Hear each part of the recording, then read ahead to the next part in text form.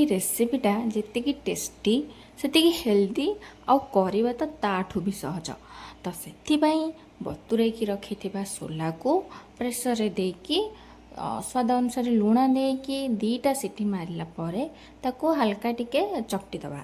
ତାପରେ ଗୋଟେ ସିଝା ଆଳୁ ଚକଟିକି ରଖିଥିବା ସିଝା ଆଳୁ ଆଉ ଧଣିଆ ପତ୍ର, କଞ୍ଚା ଲଙ୍କା, କ୍ୟାପ୍ସିକମ୍, ଟମାଟୋ, ପିଆଜ, ଅଦା ରସୁଣ ଛେଚା, ଲୁଣ, ଲଙ୍କାଗୁଣ୍ଡ ଏସବୁକୁ ଦେଇକି ଭଲସେ ମିଶାଇ ଦେଲା ପରେ ତାୱାରେ ତେଲ ଦେଇକି ତାକୁ ଛୋଟ ଛୋଟ ବଢ଼ି ସାଇଜ୍ର କରିକି ପୁରା ବଢ଼ିଆ ସେ ଏପଟ ସେପଟ କରି ସେକିଦେବା। ଏଥିରେ ଟିକେ ବେସନ କିମ୍ବା ଚାଉଳ ଚୁନା ପକାଇଥିଲେ ଏଇଟା ପୁରା ଟାଣ ହେଇଥାନ୍ତା ଟିକେ। ମୁଁ ଏଥିରେ ଯେହେତୁ ସେସବୁ କିଛି ପକାଇ ନଥିଲି ତ ସେଥିପାଇଁ ଏଇଟା ଟିକେ ନରମ ହେଇଥିଲା, କିନ୍ତୁ ବହୁତ ଟେଷ୍ଟି ଥିଲା ଆଉ ବହୁତ ସହଜ କରିବା।